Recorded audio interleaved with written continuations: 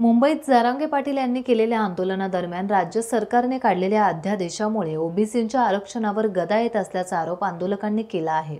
या संदर्भात आज ओबीसी समाजातर्फे राज्यभर शासकीय कार्यालयांसमोर आंदोलन करण्यात आले। सरकारने मराठा आरक्षणासंदर्भात काढलेल्या अध्यादेशाविरोधात हे आंदोलन असल्याचे यावेळी सांगण्यात आलं। ओबीसी समाजाचे स्वतंत्र आरक्षण कायम ठेवण्याची मागणी यावेळी करण्यात आली। तसेच मोठ्या संख्येने एकत्र आलेल्या ओबीसी समाजातर्फे तहसीलदार रत्नागिरी यांना निवेदन देण्यात आले। यावेळी जोरदार घोषणाबाजी करून आपल्या मागण्यांसाठी एल्गार पुकारण्यात आला। ओबीसी समाजाने जयस्तंभ परिसर दणाणून टाकला।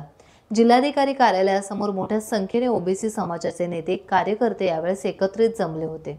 संपूर्ण महाराष्ट्राला प्रश्न पडलेला आहे की हा आपला स्वतंत्र भारत देश हा डॉक्टर बाबासाहेब आंबेडकर यांच्या संविधानावर चालतोय की हैदराबादच्या निजामाच्या गॅजेटवर चालतोय। डॉक्टर बाबासाहेब आंबेडकरांनी ज्या घटनेमध्ये ओबीसींसाठी जी तरतूद करून ठेवलेली आहे त्या ओबीसींचं जे आरक्षण आहे ते काढून घेण्याचं काम या सरकारच्या माध्यमातून केलं जात आहे। गेल्या काही दिवसापूर्वीच हैदराबादच्या निजामाच्या गॅजेटनुसार मराठा जो सदन मराठा समाज आहे की ज्याचं या महाराष्ट्राच्या कारखानदारीमध्ये, बँकांमध्ये, शैक्षणिक संस्थांमध्ये आणि राजकारणामध्ये त्यांचा 60% अधिकचा वाटा त्यांच्याकडे असताना, सदन असताना त्यांना गरीब कुणबी ओबीसी प्रवर्गामध्ये प्रवेश देण्याचं कारस्थान या सरकारचं चालू आहे। आणि आज जरी कुणबी समाजावर हा आघात होत असला तरी तो एकट्या कुणबी समाजावर नसून हा ओबीसींवर होणार आहे आणि भविष्यात ह्याचे दुष्परिणाम हे ओबीसी समाजावर होणार आहे। आज जो ओबीसी समाजातले गरीब मुलं आहेत की ज्यांना नोकरीसाठी जे आज आलेले आहेत पुढे, तर त्यांचा बॅकलॉग जो आहे तो एकट्या मराठवाड्यामध्ये 57 लाख मराठा हे कुणबी प्रवर्गामध्ये घुसवून हा बॅकलॉग नोकरीच्या माध्यमातून त्यांच्याकडे जाणार आहे। आणि म्हणून या महाराष्ट्रातले कुणबी ओबीसी हे नोकरीपासून वंचित होऊन, एजबार होऊन त्यांचं आयुष्य हे बर्बाद होणार आहे। त्यामुळे कुठल्याही परिस्थितीत ओबीसींच्या प्रवर्गामध्ये मराठा समाजाला आरक्षण देऊ नये। दुसरं म्हणजे जो EWS आहे, इकॉनॉमिकली विकर सेक्शन, त्याच्या माध्यमातून 10% एवढं जास्तीचं आरक्षण हे सधन समाजांना दिलेलं असताना सुद्धा त्यांच्यामधील जे गरीब लोक असतील, गरीब बांधव असतील, त्यांना त्याच्यामधून हा दिलेला आहे, सुटकारा दिलेला आहे। आणि असं असताना नव्याने घटनाबाह्य आरक्षण देण्याची गरजच काय? आणि म्हणूनच हे आरक्षण देऊ नये। एकदा आरक्षण दिलेलं असताना दुसऱ्याने नव्याने आरक्षण देऊ नये ही आमची मागणी आहे। आणि म्हणूनच आज सगळा ओबीसी समाज जो 80% देशाचं रक्षण करतोय, आपल्या स्वतःच्या घामावर आणि स्वतःच्या टॅक्सवर आज हा देश उभा केलेला आहे, तर त्यांचं आरक्षण त्यांचं काढून घेऊ नये या मागणीसाठी संपूर्ण ओबीसी समाज आज इकडे उभा टाकलेला आहे। या महाराष्ट्रामध्ये मराठा समाजाने केलेलं आंदोलन आणि त्या आंदोलनामध्ये शासनाने काढलेला GR, या GR मध्ये त्यांना ओबीसीकरणमध्ये कुणबी समाजाचं सर्टिफिकेट द्यावं याच्यासाठी त्यांनी काढलेला GR, या GRच्या विरोधात आज हे आंदोलन उभं आहे। महाराष्ट्रामधल्या प्राथमिक स्वरूपातल्या सगळ्याच ठिकाणी प्रत्येक तहसील कार्यालयावरती हे आंदोलन उभं आहे। आमचा या गोष्टीला विरोध आहे। शासनानं शोधलेल्या 58 जात नोंदी यांना कुणबी म्हणून सर्टिफिकेट मिळणार, याच कुणब्यांचं सगळ्यांचं कुणबे म्हणून ओबीसीमध्ये आगमन होणार आणि मुळातच आधी असलेला इथला कोकणातला असलेला उपेक्षित कुणबी, महाराष्ट्रामध्ये असलेल्या ओबीसींच्या 346 जाती, त्या जातीमधला असलेला एक कुणबी जात त्याला आधीच काही मिळत नाही। आम्हाला आरक्षणाची टक्केवारी कमी, त्यात आणखीन लोकांची जर भर झाली तर आमची पुढे अवस्था काय असणार आहे? कोकणामध्ये असलेला मराठा समाज हा इथला मराठा समाज खनिक आणि सधन आणि तो मालक आहे, तो मालक आणि त्यांच्या जमिनीवर कसणारे आम्ही कुणबी आणि ओबीसी, मग हे आमचे भावबंद होणार कसे आहेत कसे? मग ह्याचा जर GR काढून तुम्ही आम्हाला जर ओबीसीला आमच्या आरक्षणापासून, आमच्या हक्कापासून जर वंचित करणार असाल तर हा माझा बहुजन समाज, हा माझा कुणबी समाज, आम्ही ते खपवून घेणार नाही।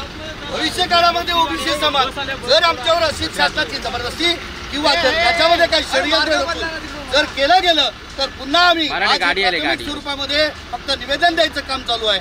भविष्य काळामध्ये रस्त्यावर उतरून त्यांचं जसं तुम्ही चालवून घेताय तसं आम्हाला जर आमचं हिसकावून घेणार असाल तर आम्ही सुद्धा गप्प बसणार नाही। कुणबी ओबीसी एकजुटीचा आरक्षण आमच्या हक्काचे। जय ओबीसी एक अतिशय गंभीर आणि संवेदनशील विषयावर संपूर्ण महाराष्ट्रभर सगळ्या तहसीलदार कार्यालयावर एक ओबीसीच्या माध्यमातून माननीय तहसीलदार साहेबांना निवेदन देण्यासाठी सगळ्या तालुक्यामध्ये सगळीकडे आयोजन करण्यात आलेलं आहे आणि तो एक महत्त्वाचा मुद्दा म्हणजे ओबीसी प्रवर्गामध्ये मराठा समाजाचा होत असलेला समावेश. आपल्याला सगळ्यांनाच माहीत आहे की ओबीसी आरक्षण म्हणजे शैक्षणिक, सामाजिक आणि आर्थिकदृष्ट्या मागासलेल्या जातींना दिलं जातं आणि हा एक हक्क आहे आणि हा हक्क सहज मिळालेला नाही आहे. आजपर्यंत अनेक आंदोलनं, बलिदान आणि संघर्षातून हा आरक्षणाचा अधिकार, हक्क आम्हाला मिळालेला आहे आणि हा कुठेतरी मराठा समाजाची घुसखोरी होत आहे आणि हा आरक्षणाचा हक्क आमचा हिसकावून घेण्याचा प्रयत्न चालू झालेला आहे. तर हे सगळं जे काही सरकारने चालवलेले षडयंत्र आहे ते आम्ही कदापि सहन करणार नाही. त्यासाठी रस्त्यावर उतरण्याची वेळ आली तर आम्ही नक्कीच उतरू. आज एक प्राथमिक स्वरूपात प्रत्येक तहसीलदार कार्यालयामध्ये निवेदन दिलं जात आहे, परंतु मोठ्या संख्येने जरी रस्त्यावर उतरायची वेळ आली तर आम्ही नक्कीच रस्त्यावर उतरू. आज आपल्याला सगळ्यांना माहिती आहे की आरक्षणाची गरज किंवा आरक्षणाचं महत्त्व काय आहे. आज आपल्या महाराष्ट्रामध्ये 2 सप्टेंबरला मनोज जरांगे यांनी जेव्हा मराठा आरक्षणासाठी आंदोलन केलं त्यावेळेस गणपतीचा सण होता. आरक्षणाचं महत्त्व एवढं आहे आणि आमच्या समाजाला पण ते माहीत आहे आणि त्या आरक्षणासाठी नक्कीच आम्ही रस्त्यावर उतरू आणि आमची लढाई आम्ही नक्की जिंकू. धन्यवाद. महाराष्ट्र सरकार कन्फ्यूज झाले, त्यांना कायदा समजून राहिला नाहीये, त्यांना घटना समजून राहिली नाहीये आणि अशा परिस्थितीमध्ये ते वेगवेगळ्या कायदे, जुन्या कायदे आणून ह्या देशाची लोकशाही पुन्हा संकटात आणतायत. खरं पाहता ह्या देशामध्ये लोकशाहीने घटना दिली आहे, त्या घटनेमध्ये 340 कलम दिले आहे. 340 कलमामध्ये लोकशाहीमध्ये ओबीसीने आरक्षण दिले आहेत. हे आरक्षण कधी मिळेल? ज्यावेळेला जात नाही जनगणना होईल त्यावेळेला. असं असताना ह्या घटनेच्या विरुद्ध जाऊन ज्या घटना रद्द झालेल्या आहेत, ज्या पूर्वीच्या स्वातंत्र्यापूर्वीच्या ज्या घटना होत्या ह्या सगळ्या रद्द, राजेशाहीमध्ये जे असे कायदे होते हे रद्द केलेत आणि राजेशाहीने रद्द केलेले कायदे म्हणजे निजामशाहीमध्ये दाखल झालेले कायदे होते, हे निजामशाहीतले कायदे हे सरकार पुन्हा आणू लागले. ह्या सरकार कन्फ्यूज आहे, ह्या सरकारला काही समजत नाही आहे. हे सरकार वेळ झालंय, दिवाळं झालंय आणि हे दिवाळ झाल्या सरकारला काहीच समजून राहिलं नाही आहे.